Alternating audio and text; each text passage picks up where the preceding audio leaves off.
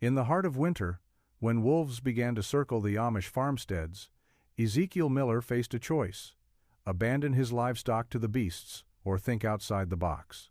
His solution was met with mockery, a foolish invention made of chains, mirrors, and metal plates. But Ezekiel trusted in the quiet wisdom that guided his hands. In the end, it wasn't his neighbor's laughter that mattered, it was his family's safety. Before we begin, share where you're watching from, and if tales of faith, ingenuity, and perseverance in the face of nature's dangers inspire you, join us for tomorrow's story. Ezekiel Miller's farm stood at the far edge of the community, where winter came early and stayed late. His neighbors lived closer to the center, where life moved with the rhythm of the seasons, the hum of conversation and shared work always present. But Ezekiel knew the land better than most, and he could read the sky with the instinct of one who had spent decades listening to the earth. This winter, though, something was different.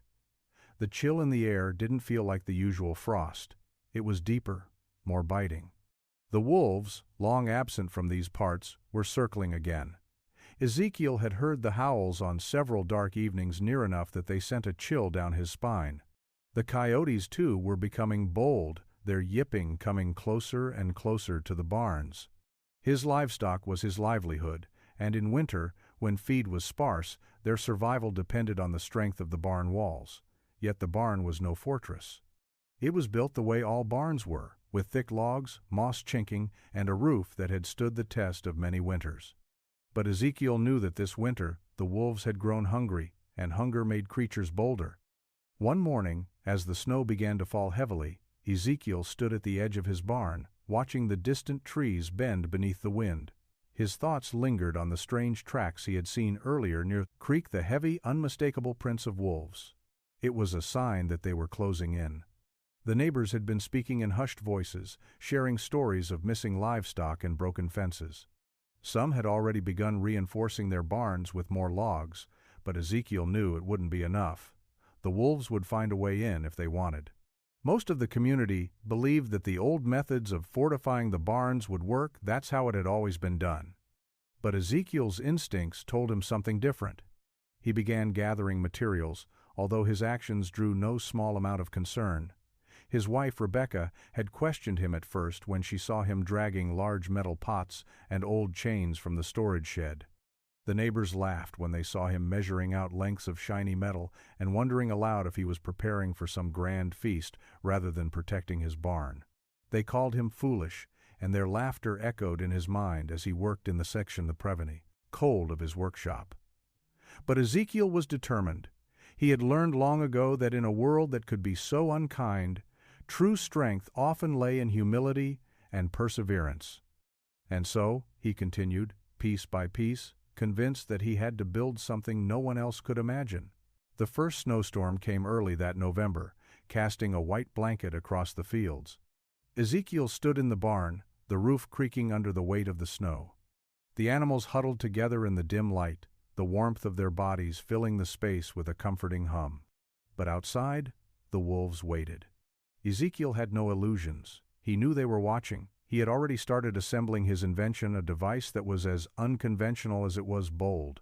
Where most farmers might have relied on stronger fences or thicker doors, Ezekiel believed the answer lay in confusion and distraction. A simple fortification would not be enough to hold off the wolves. No, he needed something that would unsettle them, something they could not understand. The first part of his plan involved the metal plates. These were scraps from old farm equipment, hammered flat and shiny. They would catch the light in such a way that, in the right conditions, they would create an almost dazzling array of reflections, confusing the predators. Wolves, like many creatures, relied on their instincts and senses to find food, and Ezekiel hoped to disrupt that. As he worked, the cold crept into his bones, but he ignored it. His hands were steady as he attached the plates along the perimeter of the barn, using chains to secure them at various heights. The chains were key. They would rattle in the wind, creating a clanging sound that would be disorienting and unsettling. Rebecca had tried to dissuade him at first, pointing out that he was using up valuable time and resources on a plan that seemed destined to fail. But Ezekiel had faith in his work, in the quiet knowledge that came from years of living close to the earth. He worked through the days, adjusting the mirrors and plates, securing them in place. Each piece was vital to his plan. The mirrors would reflect any light, whether from the moon or from the lamps in the barn, creating a disorienting effect that would keep the wolves at bay. The chains, the rattling of metal, would add a layer of noise, further disrupting their focus. By the time he was finished, the barn was surrounded by a strange web of gleaming metal, twisting chains, and mirrors. The sight was odd, something straight out of a dream or perhaps a nightmare. Ezekiel stood back and surveyed his work. He knew it was unconventional. He knew it was risky, but it was his only hope. That night, as the wind howled and the snow fell in thick, swirling sheets, Ezekiel lay awake in his bed, listening. The howls of the wolves were closer now, the sound cutting through the night like a blade. He waited in silence, praying that his invention would work. The next few days would tell him if his faith had been misplaced, or if the foolish plan he had set into motion would save his farm and his family from the wolves. The first blizzard arrived without warning. Ezekiel had spent the morning inside, repairing tools and checking his supplies, but by noon the wind began to pick up. It wasn't long before the soft snowflakes turned into a full-blown storm, the kind of storm the farmers spoke of in hushed tones, a storm that would turn the world outside into a frozen wasteland. The wind howled through the trees like an angry spirit, and the snow fell so heavily that Ezekiel could barely see the barn from the cabin door. He hurried to gather firewood, making sure to keep the light burning, but his mind kept returning to the wolves. The clattering metal plates around the barn, the chains that would rattle in the wind, would it be enough? Would they stop the wolves, or would his invention prove to be just another foolish idea? That night, as the storm raged on, Ezekiel stood by the window, watching the swirling snow outside. He saw the faintest glimmer of movement in the distant shapes, shadows that moved against the white backdrop. His heart tightened. There, in the shadows, were the wolves. He could hear their low growls, the sound of their paws scraping through the snow. They were circling, waiting. Ezekiel's breath caught in his throat. He had built his invention with hope, but now doubt crept in. The storm had driven everything to the brink of madness, the howling wind, the blinding snow, and the wolves that had become bolder, hungrier, as the harsh winter gripped the land. He wasn't just fighting for his barn, he was fighting for his family. Rebecca sat quietly by the fire, her face drawn with concern. Ezekiel had told her the wolves were getting closer, but she could see the worry in his eyes. "Ezekiel," she whispered, "do you think it will work?" Ezekiel didn't answer immediately. He just shook his head, his grip tightening on the wooden beam in front of him. The wind shrieked, and he thought he could hear the rattling of chains outside, proof that his invention was in motion, responding to the storm. But would it be enough? Would the wolves stay away? For a moment, all Ezekiel could do was watch the storm rage outside, the barn's silhouette barely visible through the thick veil of snow. He said a prayer for his animals, for his family, and for the strange contraption he had built with his own hands. But as the minutes passed, he couldn't help but feel an aching fear that no invention could truly stop the wolves when hunger and desperation took hold. And then, the howling stopped. The wind howled louder than before, but the wolves' cries had faded, almost as if the storm itself had silenced them. Ezekiel felt a knot in his stomach loosen. He waited for what felt like an eternity before he finally turned and went to the door. The world outside was still a white blur, but there was no sound of wolves. No growls. No scraping claws against the barn door. The chains were still rattling in the wind, the mirrors glinting faintly in the moonlight, but the wolves had retreated. Ezekiel stood at the door, watching the swirling snow, his breath visible in the frigid air. He wasn't sure if his invention had truly worked, but in that moment he knew that sometimes survival wasn't about certainty, it was about trying when everyone else thought you were wrong. The days following the storm were filled with uncertainty. Ezekiel couldn't be sure if the wolves had truly been driven off by his invention, or if the storm itself had simply scattered them. He checked the barn each morning, walking around the perimeter, inspecting the metal plates, the chains, the mirrors. He found no signs of the wolves, no tracks, no broken fence posts. It seemed that his invention had held. But Ezekiel's faith was not in the invention alone, it was in the quiet belief that God's hand had guided him to this solution. He had worked with humility, taking what he had learned from the land and applying it with care and attention. The invention was not perfect, but his faith in the process, in the wisdom of stillness and patience, had carried him through. That afternoon, as the cold sun dipped behind the trees, Ezekiel was walking toward the barn when he heard the familiar sound of hooves crunching on the snow. He turned to see Amos, one of his neighbors, riding toward him. Amos was a man of few words, and his face was set in a grim expression as he pulled his horse to a stop. Ezekiel greeted him, but Amos didn't return the smile. "I've been meaning to come by," he said, his voice heavy. "I saw the wolves. They were close to my place last night. I heard the howls, but they didn't come near your barn." Ezekiel nodded, trying to hide the mix of relief and uncertainty that flooded him. "I'm glad to hear that," he said, his voice steady. "The weather, the noise, it seemed to keep them away." Amos eyed him with suspicion. "I thought you were foolish, Ezekiel, hanging metal and mirrors like that.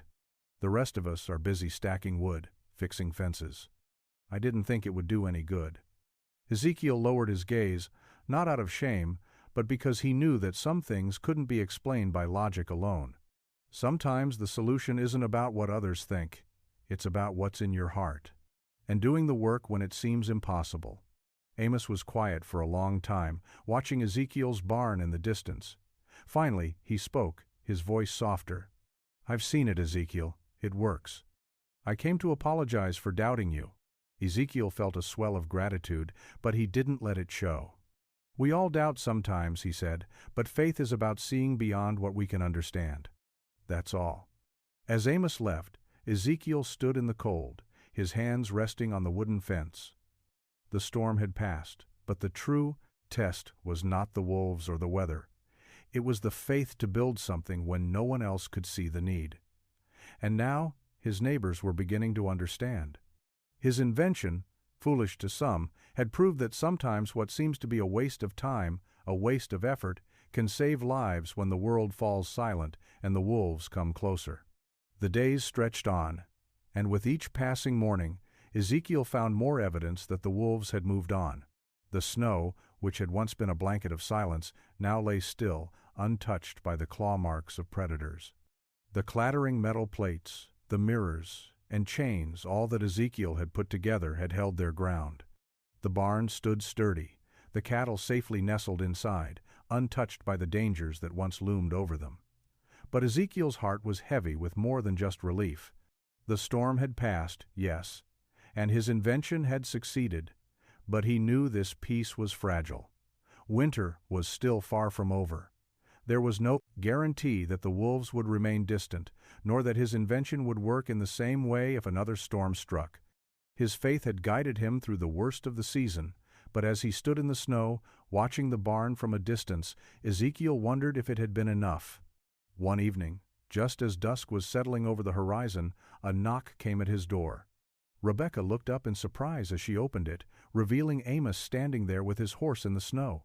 His face was etched with lines of exhaustion, but there was a kind of humility in his eyes that Ezekiel hadn't seen before.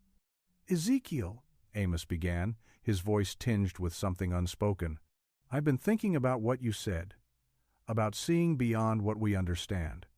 I've come to ask for your help." Ezekiel's brow furrowed slightly, unsure of what Amos meant. "Help? What do you mean?" Amos shifted his weight from foot to foot, clearly uncomfortable. "My barn. It's in bad shape. The wolves haven't come for the cattle yet, but I know they're getting closer. I've tried all the usual ways to keep them away, but nothing seems to hold.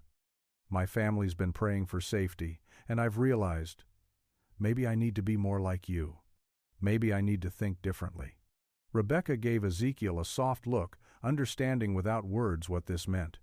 She knew that Ezekiel's heart was never one to turn away from those in need. He nodded at Amos, his face quiet and resolved. "I'll help you," Ezekiel said, his voice steady and calm.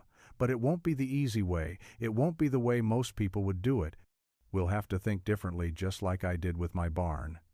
Amos nodded, his eyes shining with something deeper than mere gratitude.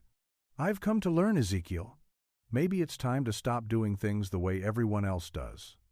That night, as Ezekiel and Amos sat by the fire, they made plans. Ezekiel didn't offer his wisdom in grand speeches.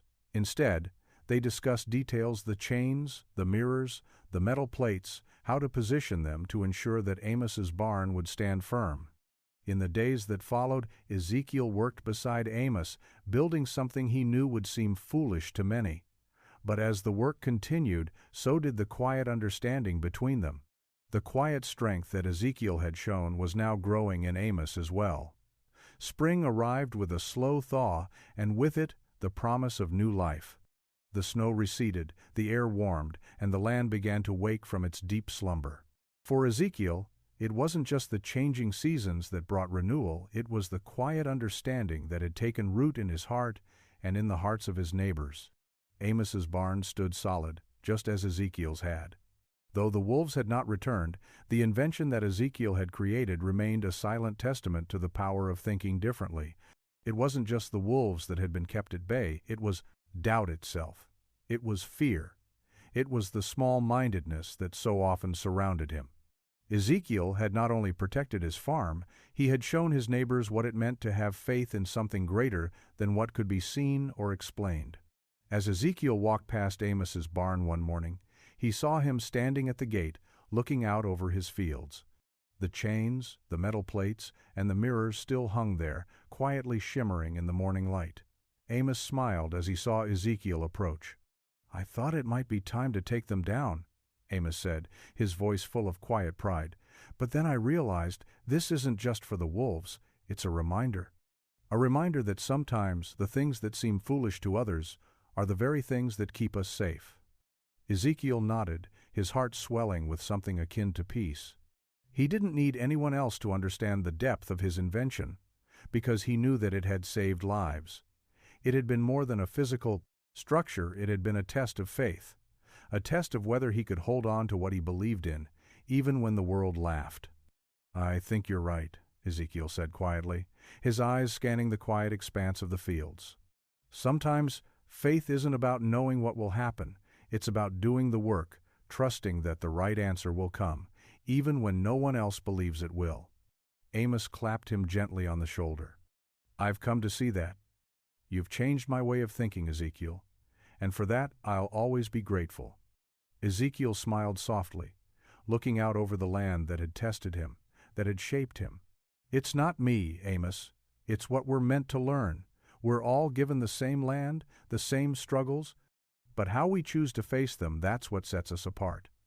As they stood together, Ezekiel realized that his invention had not only kept the wolves at bay, it had also built a bridge between him and his neighbors. His faith, quiet and steadfast, had planted a seed in them, and now it was growing, blooming into a legacy that would endure long after the winter had passed. The barn stood strong, the animals safe, and the land, though scarred by the storm, was filled with new life, full of promise, full of faith. And Ezekiel knew that sometimes the simplest inventions, the ones that seem foolish to others, are the ones that stand the test of time. As summer unfolded, the warmth gradually returned to the land, and the once dormant fields began to show signs of life. Ezekiel walked through the tall grasses, his hands resting on the worn leather of his work gloves, watching the green shoots of wheat sway gently in the breeze. The storms of winter were behind him now, but there was still a quiet, lingering satisfaction in knowing that his barn, his family, and his community had weathered the hardest season together. Ezekiel had never expected praise for his invention. The metal plates, mirrors, and chains he had so carefully crafted had been a personal act of faith and determination, an offering of love and protection for those he cared for most. But over the months, a change had come over the people in the community. No longer did the others call him foolish or wasteful. Instead, they saw the wisdom in his actions, and they began to seek him out not just for advice on barns and livestock, but for guidance in how to live a life more in tune with the land. One afternoon, as Ezekiel stood by the fence, inspecting the fields, he noticed a group of young men walking toward him. They were from the neighboring farm, and while they were often busy with their own work, they had started coming by with questions and quiet respect. "We've been thinking, Ezekiel," said the oldest of them, a tall young man named Jacob, "about your barn, about the way you built it. We've seen the way the wolves stayed away. And we thought, well, maybe it's not just about the wolves." Ezekiel gave him a questioning glance, his heart beating a little faster. Jacob continued, "Maybe it's about how you build things, not just for yourself, but for the generations that come after. The way you worked, careful, thoughtful, even when no one else saw the need. We want to learn not just about barns, but about living like you do. Slow, quiet, faithful." Ezekiel felt a soft warmth spread through him at the words. They had been watching, listening. They had seen that the wisdom he carried was more than just practical, it was spiritual, born from a life lived humbly and with reverence for the land.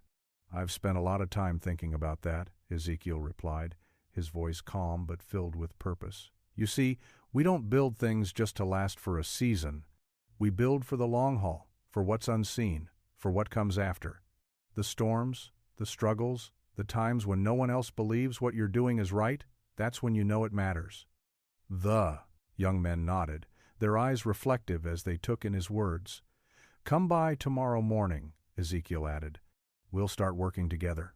I'll show you what I know, and maybe you'll see that building isn't just about wood and nails, it's about faith, patience, and trust in the land."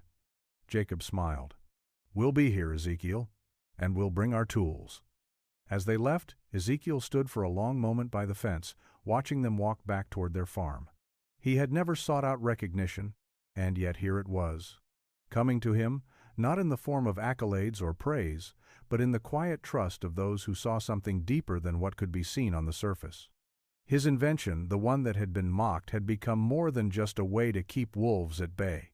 It had become a symbol of what could be achieved when one chose to build with care, faith, and humility. Months passed, and the cycle of planting, growing, and harvesting began anew.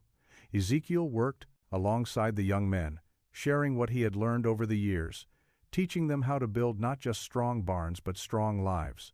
Slowly, the community began to change.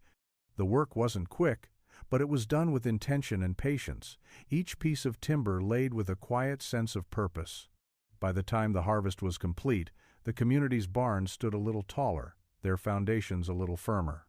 And while the wolves had not returned in force, Ezekiel knew that the true strength of the community was in something far deeper than the security of their barns. It was in their growing understanding that to survive, truly survive, they had to live with foresight, with faith, and with a willingness to work beyond the immediate. One evening, as Ezekiel sat by the fire with Rebekah, he felt a quiet peace settle over him. The work had been hard, the seasons long, but the fruits of his labor had not been in vain. The fields were full of grain, the barns full of hay, and his heart full of gratitude. But it wasn't just the land that had flourished, it was the spirit of the people around him. They were beginning to understand what it meant to build with intention, to create not just for survival but for a future built on faith and patience. Rebekah sat beside him, her hands folded in her lap, a soft smile on her face. "You've done something, Ezekiel," she said quietly. "I don't think you even realize it. You've built more than a barn. You've built a way of life." Ezekiel nodded, watching the fire flicker and dance in the hearth. "I didn't build it alone.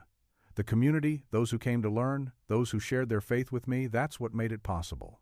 Rebekah placed her hand on his. "And that's the legacy you've created. Not just in the barns, but in the people. They'll carry this lesson with them." Ezekiel was silent for a long time, letting the words sink in. He had never thought of himself as a builder of legacies. But he knew that the true measure of a man's work wasn't in the structures he left behind, but in the lives he touched and the faith he inspired. The next morning, Ezekiel awoke to the sound of hammering outside. He stepped into the cool morning air, and there, at the edge of the field, stood Jacob and the other young men, busy at work on a new barn. It wasn't the same as his invention, but it was built with the same spirit, slow, steady, and full of care. Ezekiel watched them for a moment, then turned back to Rebekah, his heart full of peace. "Looks like the legacy continues," he said with a quiet smile. And as he watched the barn take shape in the distance, Ezekiel knew that the lesson of the wolves, of faith, of building for the long haul, would outlast him. It was a legacy woven not in wood and stone, but in the hearts of those who learned to build a life with intention, patience, and unwavering faith. The crisp bite of winter was in the air again.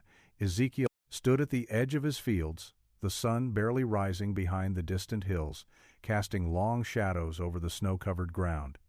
The frost clung to the barn walls like old memories, reminding him of the harsh winters that had once felt like endless trials.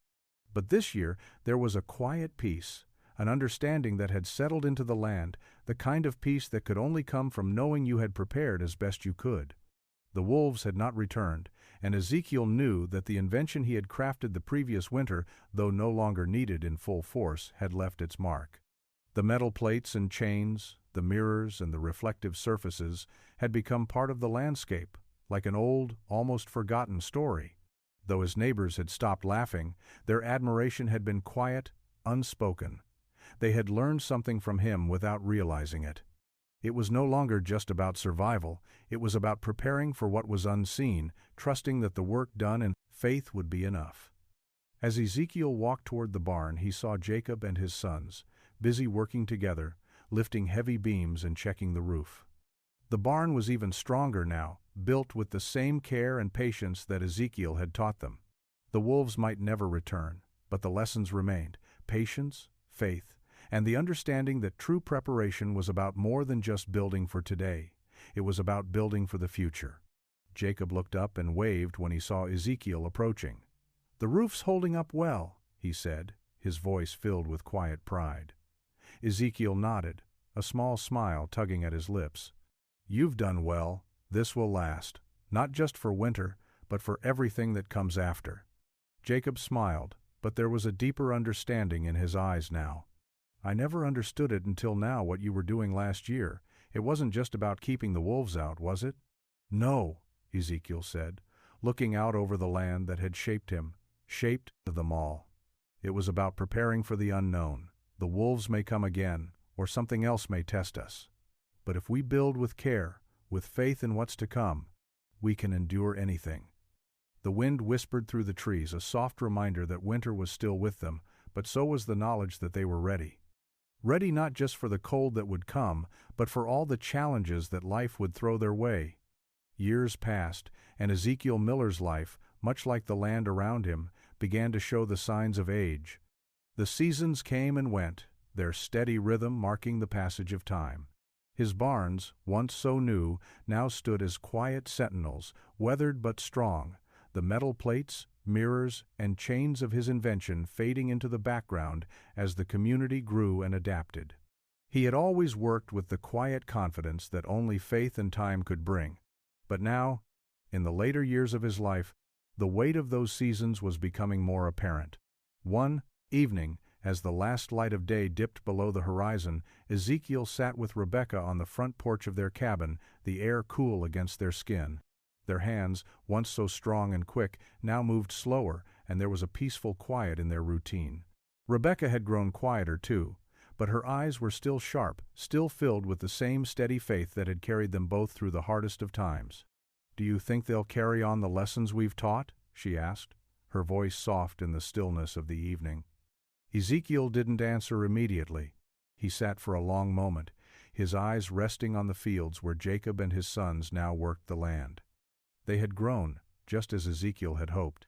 The lessons weren't just in the barns or the ways of building, they were in the way they approached life, in the patience, the care, and the unspoken faith they carried with them. "I think they'll understand more than we ever did," Ezekiel said, his voice full of quiet certainty. "Maybe not everything right away, but in time. They'll see that it's not about just surviving the winter, it's about surviving what comes after. The hard seasons, the unexpected things. They'll carry that with them. We've laid the foundation, and they'll build on it." Rebekah smiled, her hand finding his. "I see it in Jacob, in his boys. They've learned the way of patience, even in the hardest of times. They're not afraid to build, not afraid to work through the hard days." Ezekiel nodded, feeling the weight of the years in his bones. He had spent so much time building barns and securing livelihoods that he had never fully realized how much he had been building in the hearts of the community, in his sons and daughters, in the hands of the young men who now carried the lessons forward. The land was full of new life, the fields ripe for harvest, and Ezekiel knew that the work he had begun, the work of faith, patience, and perseverance, would continue long after he was gone. His barns would eventually fall into disrepair, the chains and mirrors would be forgotten, but the lessons they carried would remain. The seasons had passed, and his work was done. But the harvest, the true harvest, was still to come.